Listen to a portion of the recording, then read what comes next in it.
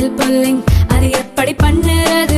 காலையில் எழுந்ததும் எதுவும் சாப்பிடாமல் இதயம் வளத்தை வாயில ஊத்தி நல்லா கொப்பளிக்கணும், அப்புறம் அதை துப்பிடணும். இதுதான் ஆயில் புல்லிங்.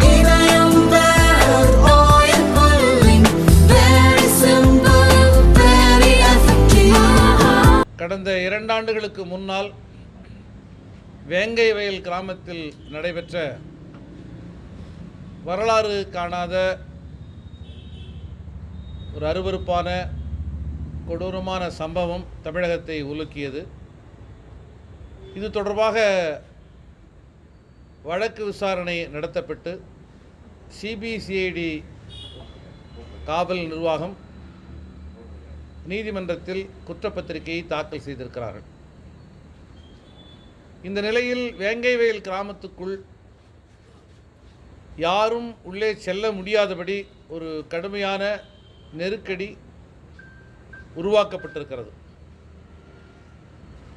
பாதிக்கப்பட்டவர்கள் மீது குற்றப்பத்திரிகை தாக்கல் செய்யப்பட்டிருக்கிறது.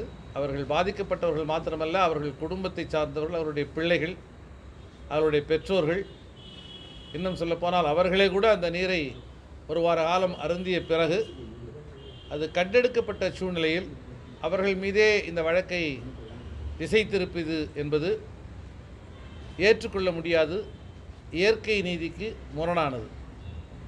நாங்கள் எதிர்கொள்ள தயாராக இருக்கிறோம். ஒரு 2 மாதங்களுக்குள்ளதாகவே யாரை நோக்கி காவல்துறை தன்னுடைய விசாரணையை திருப்பியதோ அதே நபர்கள் மீது தொடர்ந்து சிபிசிஐடி விசாரணையும் குறிவைத்து நடத்தப்பட்டு இன்று அவர்களையே பட்டியல் சமூகத்தை சார்ந்தவர்களே பாதிக்கப்பட்டவர்களே விசாரணை அமைப்புகள் குற்றவாளிகளாக மாற்றியிருப்பது பெரும் அதிர்ச்சியை தருகிறது. கூடாது, நிரபராதிகள் தண்டிக்கப்படக்கூடாது என்பது மட்டும்தான் விடுதலை சிறுத்தைகளை பொறுத்தவரையில் இந்த வழக்கில் நாங்கள் சொல்ல விரும்புவது. ஆனால் இந்த தருணத்தில் தமிழ்நாடு முழுவதும் காவல்துறையின் அணுகுமுறையை எவ்வாறு இருக்கிறது என்பதை இந்த தருணத்தில் சுட்டிக்காட்டுவது அவசியமானது. ஒடுக்கப்பட்ட சமூகத்தின் மீது நிகழ்த்தப்படுகிற அத்தனை வன்கொடுமைகளிலும் இருதரப்பு வழக்குகளை பதிவு செய்வது என்பது காவல்துறையின் தொடர்ச்சியான அணுகுமுறையாக இருக்கிறது. தமிழ்நாடு மாத்திரமல்ல, இந்திய அளவில் இந்த சூழ்நிலை இருக்கிறது. இதனால்தான் கவுண்டர் கேஸ் என்கிற அந்த நடைமுறை இருக்கக்கூடாது என கடந்த 10 ஆண்டு காலமாக விடுதலை சிறுத்தைகள் போராடி வருகிறோம்.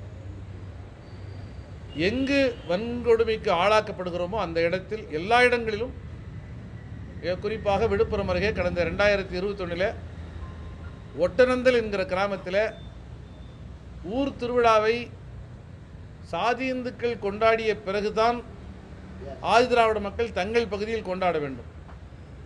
அந்த மரபை மீறி அவர்களுக்கு முன்னதாக இவர்கள் கொண்டாடிவிட்டார்கள் என்பதற்காக அவர்களை அழைத்து வந்து பொதுவெளியிலே காலில் விழுந்து மன்னிப்பு கேட்க வைத்தார்கள். காலில் விழ வைத்தவர்கள் மீதும் வழக்கு, காலில் விழுந்தவர்கள் மீதும் வழக்கு என்கிற அளவில் யாருமே எதிர்பார்க்காத ஒரு வடிவத்தில் கவுண்டர் கேஸ் என்பது பதிவு செய்யப்படுகிறது. இது சான்றுக்காக ஒன்றை நான் சொல்ல விரும்புகிறேன். ஆகவே இந்த உளவியல் தான் இன்று வேங்கை வயல் பிரச்சனைகளும் எதிரொலித்திருக்கிறது. முத்தரையர் சமூகத்தை சார்ந்த ஒருவரை பலியிட முயற்சி செய்தார்கள். ஆதிதிராவிட சமூகம் அதை ஏற்றுக்கொள்ளவில்லை. அவர் மீது குற்றம் இல்லை என்று மறுதளித்தார்கள். அது தொடர்பாக எங்களுக்கு எந்த தகவலும் தெரியாது என்று சொன்னார்கள். அதை போலவே கள்ள சமூகத்தை சார்ந்த இன்னொரு சகோதரர் மீதும் குற்றம் சுமத்தப்பட்டது. அந்த சகோதரரும் நிரபராதி என்கிற அடிப்படையில் அவரை நோக்கி நாங்கள் பொய் புகாரை சொல்ல முடியாது என்று ஆதிதிராவிட மக்கள் மறுத்தார்கள். ஆகவே சமூக நல்லிணக்கத்திற்கு ஒரு இலக்கணமாக வேங்கை வயல் ஆதிதிராவிட மக்கள் இருந்திருக்கிறார்கள். அது மாத்திரமல்ல, எந்த அப்பாவிகள் மீதும் ஒரு அழுத்தத்தின் அடிப்படையில் குற்றம் சுமத்திவிடக்கூடாது என்கிற நீதி உணர்ச்சியும் பெற்றவர்களாக இருக்கிறார்கள். இந்த நிலையில் அவர்கள் மேலே இந்த குற்றம் சுமத்தப்பட்டிருப்பது பெரும் அதிர்ச்சியை தந்திருக்கிறது. நீதிமன்றத்தில் இது தொடர்பாக எங்களது எதிர்வினை சட்டப்பூர்வமாக இருக்கும். வேங்கை வயல் கிராமத்தை பொறுத்தவரையிலே கடந்த 30 ஆண்டுகளுக்கு முன்னால் அங்கு ஆதிதிராவிட மக்களுக்கு மனைப்பட்டாக்கள் வழங்கப்பட்டிருக்கிறது. அதில் சற்றேறக்குறைய 25 வீடுகள் 1987 கட்டித்தரப்பட்டிருக்கின்றன. அத்தனை வீடுகளும் பாழடைந்து இடிந்து பயன்படுத்தவே முடியாதபடி சிதலமடைந்திருக்கிறது. ஆகவே அந்த வீடுகளை இடித்து தள்ளிவிட்டு அந்த இடத்திலும் ஏற்கனவே மனைப்பட்டா வழங்கப்பட்டு இதுவரை வீடு கட்டாமல் இருக்கிற ஒரு 35 குடும்பங்களுக்கும் சேர்த்து சுமார் ஒரு 60 குடும்பங்களுக்கு புதிதாக வீடு கட்ட வேண்டிய தேவை இருக்கிறது. வீடு இல்லாததால் அந்த மக்கள் பல்வேறு இடங்களுக்கு புலம்பெயர்ந்திருக்கிறார்கள். ஆகவே உடனடியாக அந்த இடத்துல தமிழக அரசு வீடு கட்டி தர வேண்டும், அந்த மக்களுக்கு நம்பிக்கை ஊட்ட வேண்டும் என்கிற கோரிக்கையும் இன்று கிராமத்திற்கு சென்று வந்ததன் அடிப்படையில் நான் மாவட்ட ஆட்சியருக்கு முன்வைத்திருக்கிறேன். மாவட்ட ஆட்சியர் நிர்வாகம் நிச்சயமாக இதை பரிசீலிக்கும் என்று நான் நம்புகிறேன். வேங்கைவேல் கிராமத்தில் அந்த வழக்கை பொறுத்தவரை சார்ஜ் ஷீட்டில் 3 பேர் குற்றம் சாட்டியிருக்காங்க. அது ட்ரையல் கோர்ட்டில் குற்றவாளியா இல்லையா, குற்றவாளியாக அவங்க இருக்கக்கூடாதுன்னு நம்ம நம்புகிறோம். குற்றவாளியாக இல்லையாங்கிறது ட்ரையல் கோர்ட்டில் முடிவாகும். ஆனால் நம்ம விசிகா தரப்புலையோ மற்ற தரப்புலையோ இப்போ கோர்ட்டில் கேஸ் போட்டிருக்கிறது அவங்க செய்யலைன்னு நம்ம கேஸ் போடல. இவங்க கடகராஜுக்கு தரலாக நம்ம கேட்டிருக்கோம். அவங்க குற்றம் பண்ணலை அப்படின்னு நம்ம கேஸ் போடலை. ஏன் இது வரைக்கும் 3 பாதிக்கப்பட்ட 3 குற்றம் சாட்டப்பட்டுள்ள 3 நபர்களும் இது வரைக்கும் நீதிமன்றத்தில் 20ஆம் தேதி சார்ஜ் ஷீட் பதிவு பண்ணியிருக்காங்க. இன்னைக்கு தேதி 1ஆச்சு. 10 நாளாக அவங்க ஏன் குற்ற சார்ஜ் ஷீட் அப்போஸ் பண்ணலாம். உயர்நீதிமன்றத்தில் அறிக்கை தான் தாக்கல் செய்யப்பட்டிருக்கிறதே தவிர குற்றப்பத்திரிகை இந்த நகல் இதுவரை எங்களுக்கு கிடைக்கவில்லை. விடுதலை சிறுத்தைகளும் பாதிக்கப்பட்டவர்களின் சார்பிலே வாதாடுவது என்னவென்று சொன்னால் குற்றப்பத்திரிகையின் முழு நகலை எங்களுக்கு தாருங்கள் என்பதுதான். குற்றப்பத்திரிகை கிடைத்த பிறகுதான் குற்றப்பத்திரிகையில் என்னென்ன தவறுகள் இருக்கிறது என்பதை கண்டறிய முடியும்.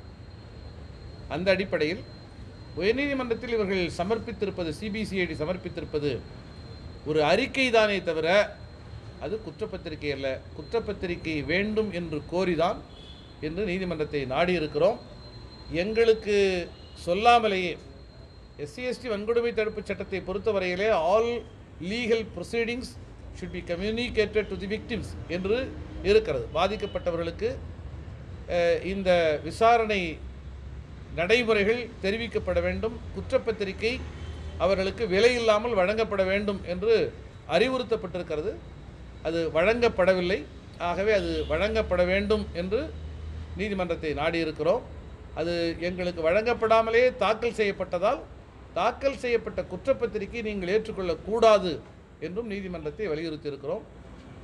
2 நாட்களில் இது தொடர்பாக நீதிமன்றம் ஒரு நல்ல முடிவை எடுக்கும் என்று நாங்கள் கருதுகிறோம். இந்த தருணத்திலே தமிழக மக்களுக்கும் ஊடகவியலாளர்களுக்கும் தமிழக அரசுக்கும் விடுதலை சிறுத்தைகளின் சார்பில் சொல்ல விரும்புவது, கிராமங்களில் சாதிய பாகுபாடுகள் இன்னமும் வலுவாக இருக்கின்றன. கிராமத்தின் நிலவியல் அமைப்பு சாதி ரீதியாகத்தான் பிரிந்து கிடக்கிறது. ஆகவே ஊராட்சிகளை வலிமைப்படுத்துவது என்பது ஜனநாயக பரவலாக்கத்திற்கு அவசியமானது என்பதிலே மாறுபட்ட கருத்தே இல்லை. பஞ்சாயத்துக்களுக்கு அதிகாரம் வேண்டும், கிராமத்திலே மக்கள் தங்களை தாங்களே நிர்வகித்துக் கொள்கிற அதிகாரம் வேண்டும் என்பதில் மாறுபட்ட கருத்தில்லை. ஆனால் அவ்வாறு ஊராட்சிகளுக்கு அதிகாரத்தை வழங்குகிற போது ஊராட்சிகளில் இருக்கிற சாதிய இறுக்கத்தை கருத்தில் கொண்டு அந்த அதிகாரம் அனைத்து மக்களுக்கும் முறையாக பகிர்ந்தளிக்கப்படுகிறதா என்பதை கண்காணிப்பதற்கு உரிய நடைமுறை ஏற்பாடுகள் இல்லாமல் ஊராட்சிக்கு அதிகாரம் வழங்குவது என்பது மிக மோசமான விளைவுகளையே தரும் என்பதுதான் வேங்கை வயல் நமக்கு தமிழக மக்களுக்கு சுட்டி காட்டுகிற பாடம். அந்த இடத்துல 2016 ஒரு குடிநீர் தொட்டி, மேல்நிலை தொட்டி கட்டப்பட்டிருக்கிறது ஆதிதிராவிட மக்கள் வாழக்கூடிய பகுதியில். 2021 வரை அந்த குடிநீர் தொட்டிக்கு எந்த விதமான நீரும் வழங்கப்படவில்லை. வாட்டர் சார்ஜ் என்பது அங்கே நடைபெறவே இல்லை. 6 ஆண்டு காலம் ஆதிதிராவிட மக்கள் குடியிருக்கக்கூடிய பகுதியில் வாட்டர் டேங்கை கட்டிவிட்டு அதற்கான கான்ட்ராக்ட், அதற்கான கமிஷன் என பல விதங்களிலே பலரும் பலனை அனுபவித்துவிட்டு அதில் ஒரு சொட்டு தண்ணீரை கூட ஏற்றாமல் அந்த குடிநீர் தொட்டியை பயன்படுத்தாமலேயே 6 ஆண்டு காலம் அரசின் ஒரு துறை, ஊரகத்துறை வைத்திருக்கிறது, ஊராட்சி மன்றம் அதை வைத்திருக்கிறது என்பதை இங்கே நான் சுட்டிக்காட்ட கடமைப்பட்டிருக்கிறேன்.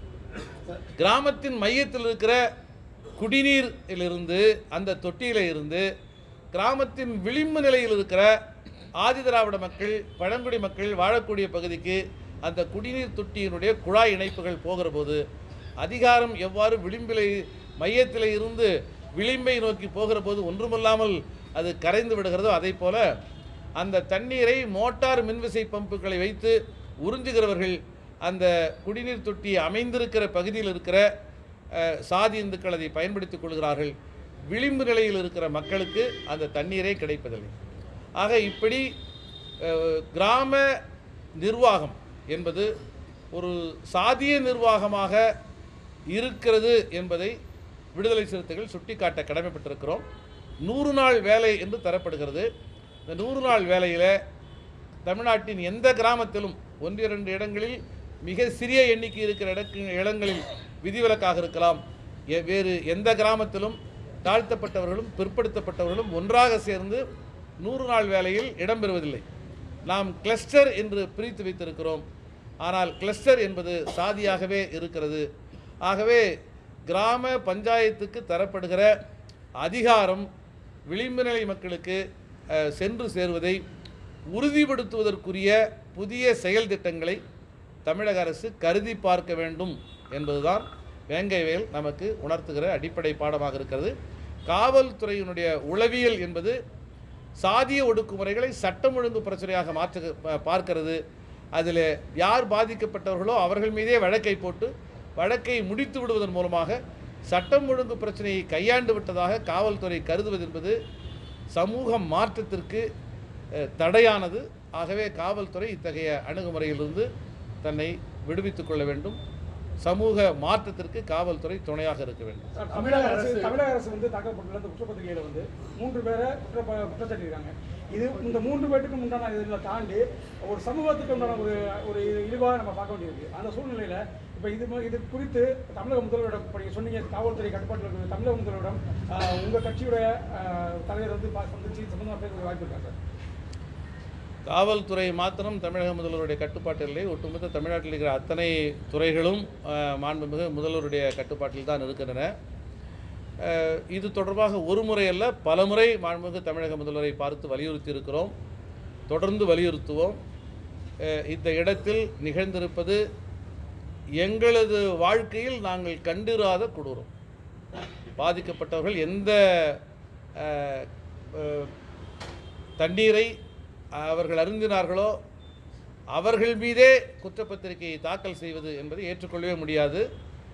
பல தருணங்களில் சொல்லியிருக்கிறோம். மிக மிக முக்கியமாக வேங்கைவேல் தொடர்பான கவனஈர்ப்பு தீர்மானத்தின் போது விடுதலை சிறுத்தைகள் முன்வைத்த கோரிக்கை, உளவுத்துறை என்பது தனியாக எங்களுக்காக உருவாக்கப்பட வேண்டும். இன்று பொதுவாக இருக்கக்கூடிய உளவு அமைப்புகளில் பட்டியல் சமூகத்தை சார்ந்தவர்கள் இல்லை. மாவட்ட காவல் நிர்வாகங்கள் தமிழ்நாட்டில் இருக்கிற எந்த மாவட்ட காவல் நிர்வாகம் 1-2 விதிவிலக்காக சொல்ல முடியுமே தவிர 199 உளவு பிரிவு அலுவலர்கள், குறிப்பாக ஸ்பெஷல் பிரான்ச் என்று சொல்லக்கூடிய அலுவலர்கள் பெரும்பாலும் பட்டியல் சமூகம், பழங்குடி சமூகம் அல்லாத சமூகங்களை சார்ந்தவர்களாகவே இருக்கிறார்கள்.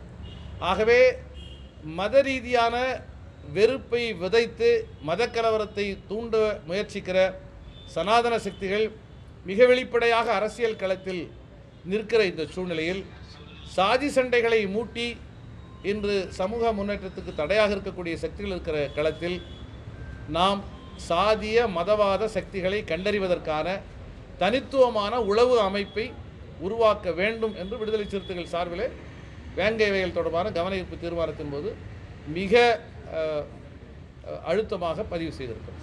ஏற்கனவே நம்ம சொன்ன மாதிரி மாதிரி பட்டியலத்து மக்களுக்கு வந்து பாதிக்கப்பட்டிருக்காங்க நம்ம வந்து இது பண்ணுறோம். தமிழக முதல்வர் இந்த அறிக்கை தொடர்பாக, இந்த வழக்கு தொடர்பாக பல்வேறு அறிக்கைகள், பல்வேறு எவிடன்ஸ்கள் நம்ம வச்சு தான் வந்து நம்ம வந்து பண்ணியிருக்கோம். இதில் வந்து யாரும் வந்து அரசியல் செய்ய வேணாம் அப்படிங்கிற மாதிரி ஒரு கருத்தை வந்து சொல்லியிருக்காங்க. அதை நம்ம எப்படி நம்ம வந்து பார்க்கலாம் சார்? பாதிக்கப்பட்டிருக்கிற மக்களுடைய பிரச்சனையை பேசுவதாக சொல்லிக்கொண்டு பலரும் வெறுப்பு அரசியலை பல்வேறு விதங்களில் விதைத்து கொண்டே இருக்கிறார்கள். தொடர்ச்சியாக இந்த மக்களின் மேம்பாட்டிற்காக பாடாற்றி வருகிறோம். வேங்கை வயல் பிரச்சனையை பொறுத்தவரையில் நாங்கள் எந்த அரசியலும் செய்ய விரும்பவில்லை. மாறாக நிரபராதிகள் தண்டிக்கப்படக்கூடாது என்பதற்காக சட்டப்பூர்வமான முயற்சிகளை தொடர்ந்து முன்னெடுப்போம். ஏற்கனவே சொன்ன மாதிரி பல்வேறு கிராமங்களில் வந்து தலித்துகள் வந்து புறக்கணிக்கப்படுகிறார்கள். குறிப்பாக வந்து ஊராட்சி அமைப்புகளில் வந்து இவங்க தலைவராக இருக்கிறவங்க வந்து மதிக்கப்படவில்லை அப்படிங்கிற குற்றச்சாட்டு தொடர்ந்து கொடுத்துருக்கு. இதே குற்றச்சாட்டு தான் ஆளுநர் வந்து கடந்த சில தினங்களுக்கு வந்து வெளியிட்டாரு. அதை நம்ம எப்படி சொல்றோம்? ஆளுநர் உரைக்கு நன்றி தெரிவிக்கிற தீர்மானத்தில் உங்கள் முன்னால் அமர்ந்திருக்கிற சிந்தனை செல்வன் சட்டப்பேரவையில் பேசுகிற போது ஆதிதிராவிட மக்களுக்கு, பழங்குடி மக்களுக்கு இலவச மனைப்பட்டா தரப்படுவது என்பது வெறும் வெற்று விழாக்கால சடங்காகவே இருக்கிறது என்று பேசியிருக்கிறேன். இது சட்டப்பேரவை பதிவேடுகளில் பதிவாகி இருக்கிறது. ஆகவே ஆளும் கட்சியிலே இருக்கக்கூடிய நடைமுறை குறைபாடுகளை சுட்டிக்காட்ட விடுதலை சிறுத்தைகள் ஒருபோதும் தயங்கியதில்லை. அந்த ஆக்கப்பூர்வமான விமர்சனத்தை ஏற்றுத்தான் மாண்புமிகு தமிழக முதல்வர் 1,00,000 மனைப்பட்டாக்கள் வழங்கப்படும் என்கிற அறிவிப்பை, மகத்தான வரலாற்று சிறப்பு வாய்ந்த அறிவிப்பை கடந்த சட்டப்பேரவை கூட்டத்தொடரில் அவர் அறிவித்திருக்கிறார். அவர் ஆளுநர் சொல்லும்போது தலித்துகள் வந்து தலைவர் பதவியில் கூட அமர முடியல, அவங்களால சுதந்திரமாக செயல்பட முடியல அப்படி ஒரு கருத்தை சொன்னார். அதை நம்ம எப்படி சாப்பிடுறோம்? ஆடு நனைகிறதே என்று ஓநாய் அழுவதைப் போல இன்று ஆயிரக்கணக்கான ஆண்டுகாலமாக இந்த மண்ணின் பூர்வகுடிகள் கிராமத்தை விட்டு வெளியேற்றப்படுகிற நிலையில் நிற்பதற்கு எந்த தத்துவம் காரணமோ அந்த தத்துவத்தை கொண்டாடுகிற அந்த வருணாசிரம சாதிய சனாதன பிறப்பின் அடிப்படையிலான பேதம் பார்க்கிற அந்த தத்துவத்தை கொண்டாடுகிற ஆர்.என். ரவி அவர்கள் எங்களுக்காக இறங்குவதாக, எங்கள் குறித்து கவலைப்படுவதாக சொல்வது வேடிக்கையானது. அவரது கண்ணீர் நீலி கண்ணீர், ஆடு நனைகிறது என்பதற்காக ஓநாய் அழுவதை போன்ற ஒரு கண்ணீர். பட்டியல் சமூகத்தை சார்ந்தவர்களின் நிலை குறித்து உண்மையிலே ஆர்.என். ரவி அவர்கள் கவலைப்படுவார் என்று சொன்னால், உயர்கல்வி துறையிலே இன்று அவர் உருவாக்கி வைத்திருக்கிற முட்டுக்கட்டையை திரும்ப பெற வேண்டும். இன்று தமிழகம் இந்தியாவிற்கே வழிகாட்டக்கூடிய வகையில் 160க்கும் மேற்பட்ட ஆதிதிராவிட மற்றும் பழங்குடி மக்களை உயர்கல்வி பயில்வதற்காக உலக நாடுகளுக்கு, சர்வதேச நாடுகளுக்கு அனுப்பி வைத்து ஒரு மாணாக்கருக்கு 36 லட்சம் என்கிற வகையில் 160க்கும் மேற்பட்ட மாணவர்களை தமிழக அரசு அனுப்பி வைத்திருக்கிறது. இதை போன்ற ஏதாவது ஒரே ஒரு திட்டத்தை ஆர்.என். ரவி அவர்கள் சுட்டி காட்ட முடியுமா? தமிழ்நாட்டில் இருக்கிற உயர்கல்விக்கு கல்வி உதவித்தொகை, போஸ்ட் மெட்ரிக் ஸ்காலர்ஷிப் முற்று முழுவதுமாக குறைக்கப்பட்டு இன்று கல்லூரி படிப்பில் டிராப் அவுட் என்பது இன்று நிகழ்ந்து கொண்டே இருக்கிறது. ஆக ஒரு பக்கம் கல்வி கண்ணை பறித்து கொண்டு இன்னொரு பக்கம் எங்களுக்காக கவலைப்படுவதைப் போல ஆர்.என். ரவி காட்டிக்கொள்வதை தமிழக மக்கள் புரிந்து கொள்வார்கள். பல்வேறு ஆதவ் அர்ஜுனா இன்று வந்து விஜய் கட்சியை போய் சேர்ந்திருக்காரு. அவரது அரசியல் உரிமை.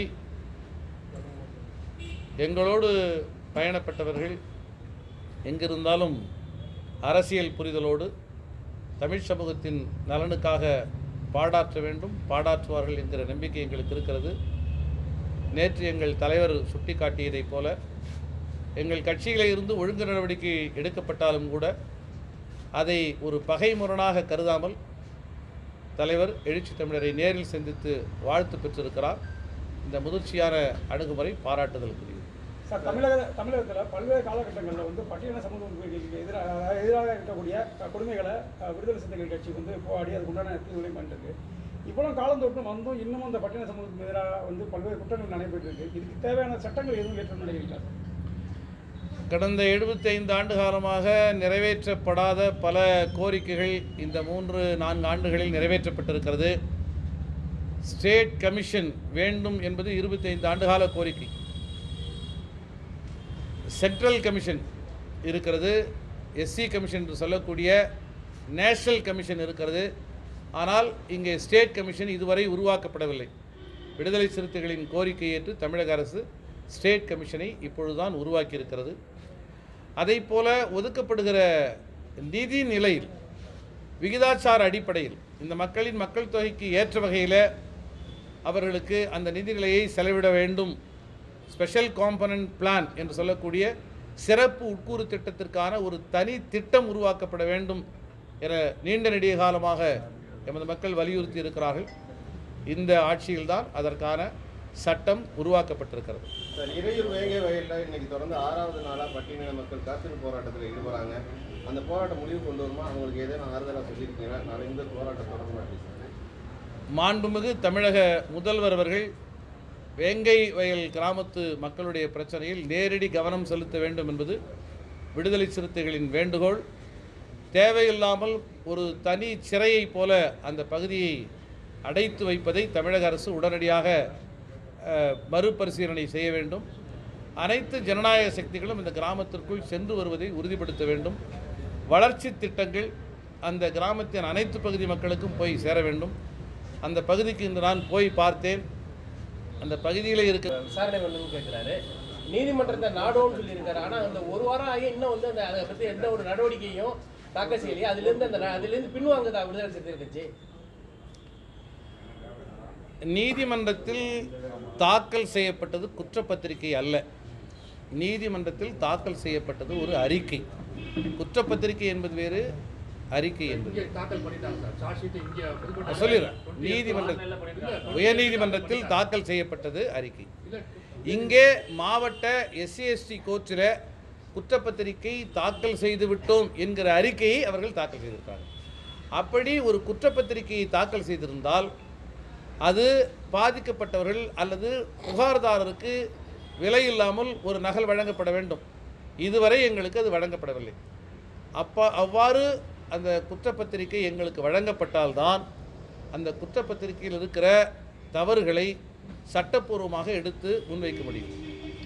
ஆக அந்த அடிப்படையில் மாவட்ட நீதிமன்றத்தில் தாக்கல் செய்யப்பட்டதாக சொல்லப்பட்ட அந்த குற்றப்பத்திரிகையின் நகலை பெறுவதற்கான சட்ட முயற்சியை மேற்கொண்டிருக்கிறோம். அதுதான் எல்லா சட்ட முயற்சிகளுக்கும் அடிப்படையான முதல் படி. குற்றப்பத்திரிகை கைக்கு வந்த பிறகு நிச்சயமாக எந்த வகையில் அதை எதிர்கொள்வது என்பது குறித்து விடுதலை சிறுத்தைகள் கட்சி ஒரு உரிய முடிவு. தலைவர் அவர்கள் CBCID விசாரணையில் எங்களுக்கு திருப்தி இல்லை என்பதை மிக தெளிவாக சுட்டி காட்டியிருக்கிறார். தலைவர் மாத்திரமல்ல, பாதிக்கப்பட்ட அந்த கிராமத்து மக்கள் CBCID விசாரணை ஒருதலைபட்சமாக இருக்கிறது என்பதை சுட்டிக்காட்டி போராடி வருகிறார்கள். ஆகவே அதற்கு அடுத்த கட்ட விசாரணை அமைப்பாக இருக்கிற CBIயை நாடுவது, ஒருவேளை அதற்கான வாய்ப்பும் சூழலும் இல்லை என்று சொன்னால் இருக்கிற குற்றப்பத்திரிகையில் என்ன கோளாறுகள் இருக்கிறது என்பதை வாய்ப்புள்ள சட்டப்பூர்வமான வழிகளின் முறையிலே நாங்கள் எடுத்து வைப்போம். விசாரணை கூட 100 விழுக்காடு அது சந்தேகத்திற்கிடமான ஒரு விசாரணையாக அமைந்துவிடும் என்று சொல்வதற்கு தமிழகத்திலே எந்த சான்றும் கிடையாது. பாதிக்கப்பட்ட மக்களுக்கு இருக்கிற வழிகள் என்பது என்ன? இன்று தாக்கல் செய்யப்பட்டிருப்பதாக சொல்லப்படுகிற எங்கள் கைகளுக்கு இன்னும் கிடைக்காத அந்த குற்றப்பத்திரிகையை CBCID தாக்கல் செய்திருக்கிறது. அதில் உள்ள சில சரத்துக்களை CBCID போலீசார் உயர்நீதிமன்றத்தில் தாக்கல் செய்திருக்கிறார்கள்.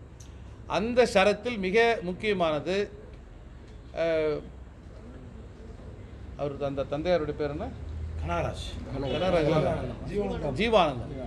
பெரியவர் ஜீவானந்தம் என்பவர் ஊராட்சி மன்ற தலைவருடைய கணவர் முத்தையா அவர்களோடு முரண்பட்டார். கிராம சபை கூட்டத்தில் அவமானகரமாக முத்தையா அவர்களால் இவர் நடத்தப்பட்டார் என்று சொல்லுகிறார்கள். அப்படி ஒரு சான்றே கிடையாது. அன்று கிராம சபை கூட்டத்திலே முத்தையாவோடு கடுமையான விவாதத்தில் ஈடுபட்டது சதாசிவம் என்கிற மூத்த தோழர்தான். முத்தையா அவர்களும் இந்த ஜீவானந்தம் அவர்களும் வகுப்பு தோழர்கள் என்பதால் ஜீவானந்தம் எந்த கேள்வியுமே எழுப்புவதில்லை என்று கிராமத்து மக்கள் ஜீவானந்தத்தின் மீது கடும் விமர்சனத்தை வைத்திருக்கிறார்கள். ஜீவானந்தம் அவர்களது தாயார் தான் இப்பொழுது இறந்திருக்கிறார். ஜீவானந்தம் அவர்களது மகன்தான் காவல்துறையில் இருக்கிற முரளிராஜா. ஆகவே சிபிசிஐடி முன்வைத்திருக்கிற அத்தனை தரவுகளிலும் எங்களுக்கு முரண்பாடுகள் இருக்கிறது. ஆகவே சார்ஜ் ஷீட்டை பெறுவது என்பது முதல் நடவடிக்கை. சிபிஐ நோக்கி நகர்வது என்பதும், சிபிஐ கிடைக்காத பட்சத்திலே சட்டப்பூர்வமாக அதற்கான முயற்சியை மேற்கொள்வது, கிடைத்திருக்கிற சார்ஜ் ஷீட்டில் என்ன தவறுகள் இருக்கிறது என்பதை அம்பலப்படுத்துவது, சட்டப்பூர்வமான வழிமுறைகளில் நாங்கள் நீதிக்கான முயற்சியை பெறுவது என்பதுதான் எங்கள் முன்னால் இருக்கிற ஆப்ஷன். அதை நோக்கி விடுதலை சிறுத்தைகள் நகருது. அதாவது எங்களின் இலக்கு என்பது வேறு. எங்களுடைய அந்த இலக்கை நோக்கிய பயணத்தில் நாங்கள் வைக்கிற கோரிக்கை என்பது சிபிஐ வேண்டும் என்பதல்ல. எங்களுடைய கோரிக்கை நீதி வேண்டும் என்பதுதான் விடுதலை சிறுத்தைகளின் கோரிக்கை. நிரபராதிகள் பாதிக்கப்படக்கூடாது, குற்றவாளிகள் தப்பிவிடக்கூடாது. குற்றவாளிகள் யாராக இருந்தாலும், ஒருவேளை ஒரு குறிப்பிட்ட சமூகம், அது பட்டியல் சமூகமோ அல்லது பட்டியல் சமூகம் அல்லாத சமூகமோ, சமூகத்தின் அடிப்படையில் எதையும் விடுதலை சிறுத்தைகள் தீர்மானிக்கவே இல்லை. சமூகத்தின் அடிப்படையில் இவர்தான் குற்றம் செய்தார் என்று சொல்வது எவ்வளவு தவறோ அதே அடிப்படையில் பிறப்பின் அடிப்படையில் இவர்களெல்லாம் இந்த தவறை செய்திருக்க மாட்டார்கள் என்கிற ஒரு அபத்தமான வாதத்தை விடுதலை சிறுத்தைகள் ஒருபோதும் முன்வைக்க தயாராக இல்லை. ஆனால் எந்த மாசுபடுத்தப்பட்ட தண்ணீரை நான் குடித்தேனோ, என்னுடைய மகள் குடித்தாளோ, என்னுடைய மகன் குடித்தானோ, என்னை பெற்ற தாயும் தந்தையும் பருந்தினார்களோ, அந்த குற்றத்திற்கு என்னையே பலிகடாவாக ஆக்குவது என்பது இயற்கை நீதிக்கு முற்றிலும் எதிரான செயல். ஆகவே எங்களுக்கு வேண்டியது நீதி. நீதியை பெறுவதற்கு எங்கள் முன்னால் இருக்கிற வழிகள், ஒன்று சிபிஐ விசாரணை நோக்கி நகர்வது, இல்லாத பட்சத்தில் சார்ஜ் ஷீட்டை பெற்று அதில் இருக்கிற தவறுகளை அம்பலப்படுத்தி நீதிமன்றத்தின் நெடும்படிகளில் நிற்பது. இந்த பிரச்சனையை சமூகம் சார்ந்து விடுதலை சிறுத்தைகள் அணுகவில்லை. இந்த பிரச்சனையில் உண்மை குற்றவாளிகள் கைது செய்யப்பட வேண்டும். இதில் உண்மை குற்றவாளிகள் கைது செய்யப்பட வேண்டும் என்பதை தவிர இந்த பிரச்சனையை வேறு எந்த கோணத்திலும் நாங்கள் பார்க்கவில்லை.